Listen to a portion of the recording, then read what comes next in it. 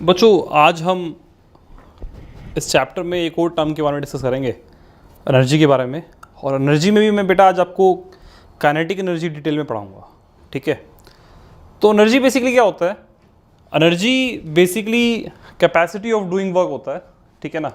और ये आपको डेफिनेशन याद रखनी है अपने स्कूल एग्ज़ाम के लिए।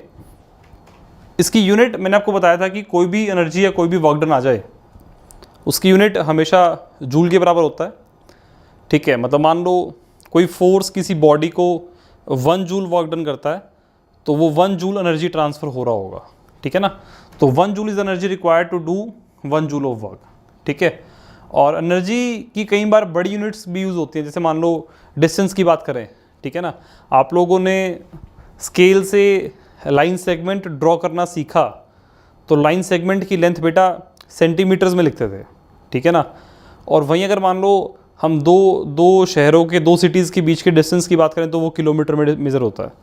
तो इसी तरीके से जैसे डिस्टेंस की मतलब या फिर लेंथ की अलग अलग यूनिट होती है ना, मतलब मीटर, किलोमीटर, इस टाइप से। सिमिलरली एनर्जी की भी अलग अलग तरह की यूनिट्स होती हैं, जैसे जूल, किलो जूल, इस टाइप से। तो बेसिकली लार्जर यूनिट्स कई बार यूज़ होगी तो उस किलो जूल एक यूनिट है। और भी अलग यूनिट्स होती हैं और 1 किलो जूल 1000 जूल के बराबर होता है, ठीक है ना।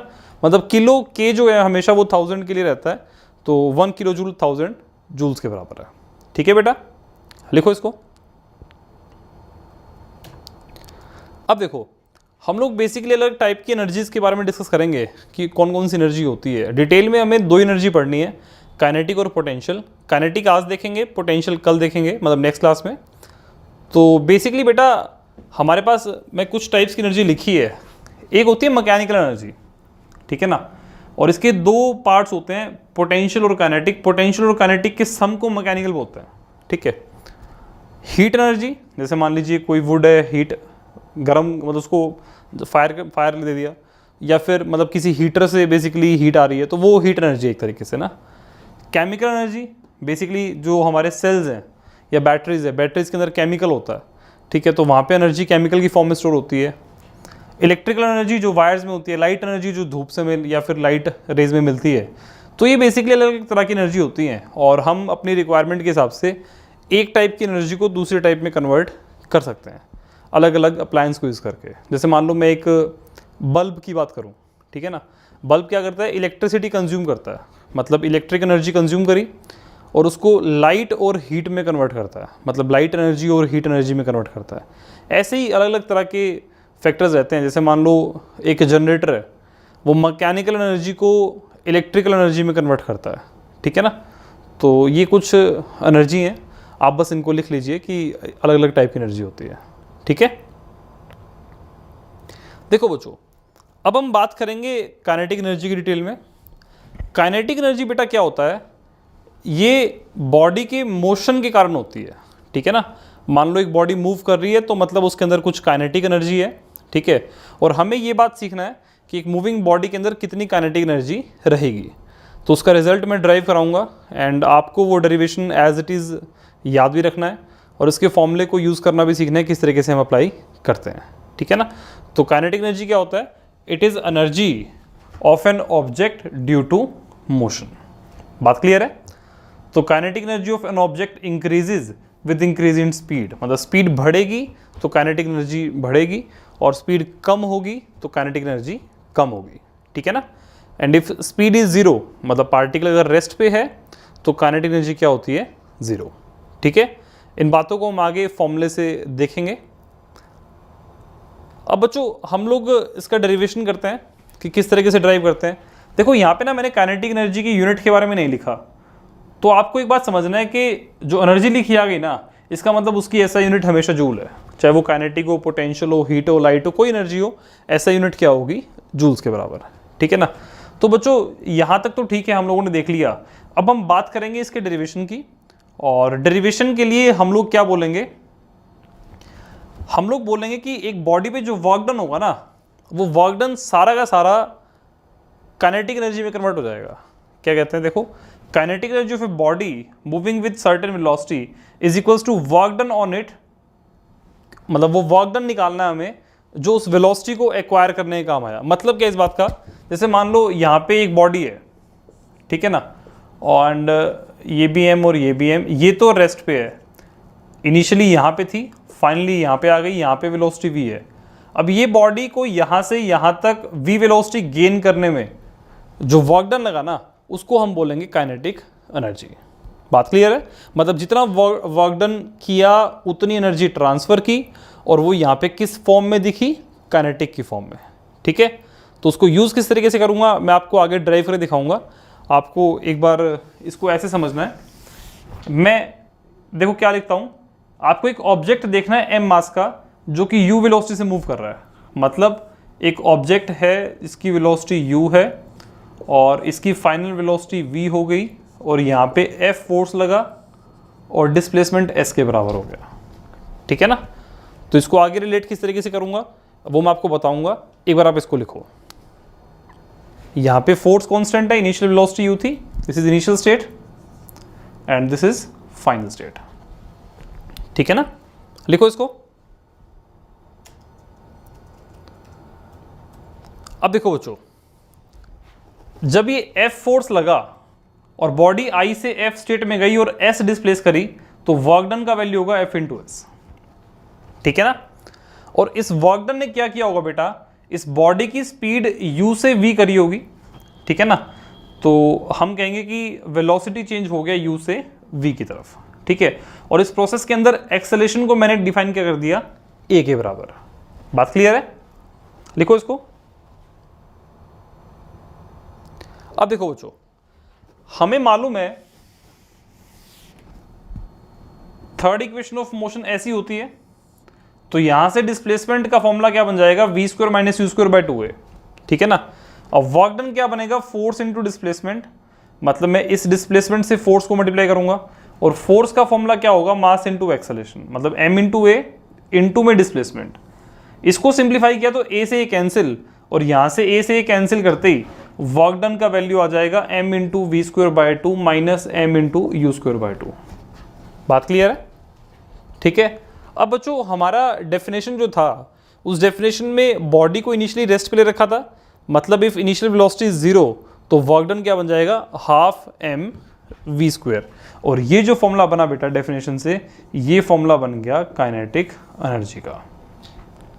ठीक है ना, बात क्लियर है?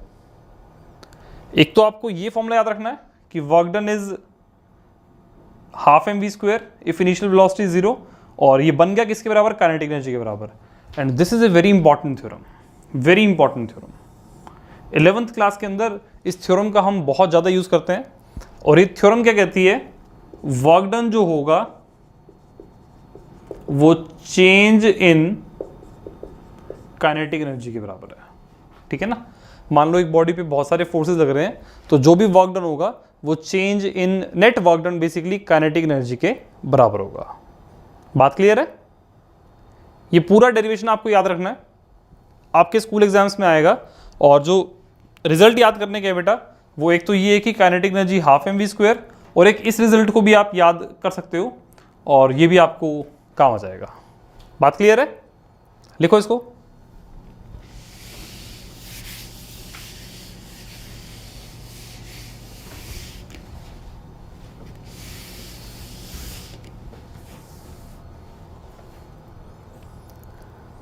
ये फॉर्मूला बन गया बेटा, kinetic energy is half m v square. ठीक है ना, एंड ये आपको याद रखना है। ठीक है बेटा, लिखो इसको, करो सॉल्व। देखो बच्चों, आपको मास दे रखा है 15 kg और वेलोसिटी दे रखी है 4 मीटर पर सेकेंड। काइनेटिक एनर्जी बनेगी हाफ m v स्क्वायर, ये बन जाएगा 15 into 8 is equals to 120 joule. बात क्लियर है? लिखो इसको।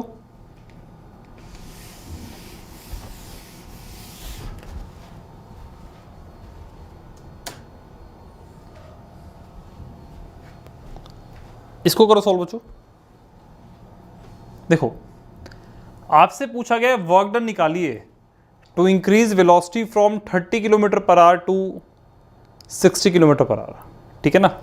तो बच्चों मास की बात करें तो mass is 1500, initial velocity 30 kilometre पर आवर, तो 30 इंटू 5/18 मीटर पर सेकेंड, ठीक है ना।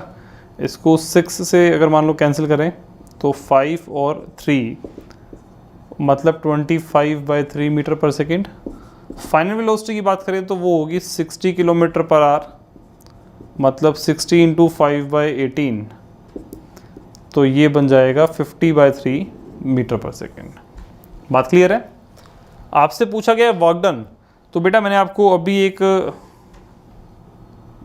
थ्योरम लिखवाई थी, वर्क एनर्जी थ्योरम बोलते हैं इसको। वैसे आपको ये फॉर्मूला याद रखना है। वर्क डन किसके बराबर होगा? Kinetic energy final minus kinetic energy initial. इसको याद रखना आपको, ठीक है। तो यहां से W निकालना है बेटा,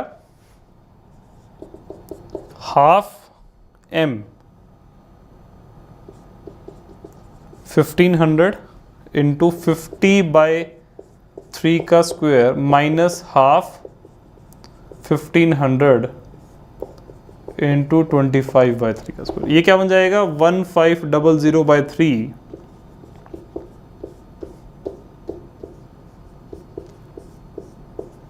इस एक्सप्रेशन को सॉल्व करके हमारा आंसर आ जाएगा, ठीक है ना। आपको ये बात याद रखना है कि आप सभी वेरिएबल्स की यूनिट सेम रखें, मतलब एसआई सिस्टम में ही रखें। तो मास को हमेशा किलोग्राम और स्पीड को मीटर पर सेकंड में लेकर ही चलेंगे, तभी आपका आंसर जूल में आएगा। बात क्लियर है? लिखो इसको, यहां पे ये 2 आएगा बेटा,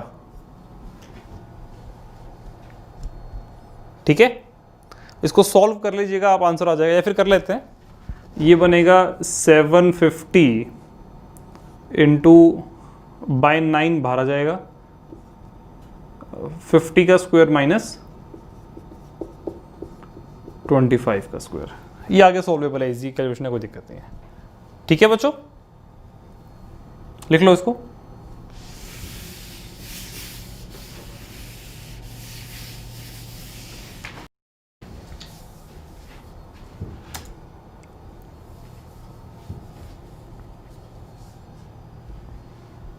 करो सॉल्व। देखो बच्चों, क्वेश्चन कहता है एक बॉडी का मास m, वेलोसिटी है 5 और काइनेटिक एनर्जी होगी 25। तो सबसे पहले हमें मास निकालना है, ठीक है ना। तो वैसे मास पूछा नहीं हुआ पर हम निकाल लेते हैं। तो काइनेटिक एनर्जी बेटा क्या बन जाएगी? mv²/2, मतलब 25 is equal to m into 25/2, तो मास बन जाएगा 2 kg, ठीक है ना। अब क्वेश्चन में कह रहा है कि अगर वेलोसिटी डबल हो गई तो बेटा मास तो 2 kg ही रहा, वेलोसिटी डबल होकर के 10 मीटर पर सेकेंड हो गई, तो काइनेटिक एनर्जी क्या बनेगी? Half into mass into velocity का स्क्वायर 100, ठीक है ना। और लास्ट पार्ट क्या बोलता है कि अगर वेलोसिटी 3 टाइम्स हो गई, मतलब मास को तो 2 kg ही लिखा, वेलोसिटी 3 टाइम्स का मतलब 15 मीटर पर सेकेंड, काइनेटिक एनर्जी क्या बनेगा? हाफ इंटू मास इंटू 15 का स्क्वायर 225 जूल। बात क्लियर है? तो इस तरीके से हम लोग इवेलुएट कर सकते हैं। क्वेश्चन में मैंने मास निकाल के यूज़ कर लिया और इस तरीके से सॉल्व कर दिया, ठीक है बच्चों। लिखो इसको।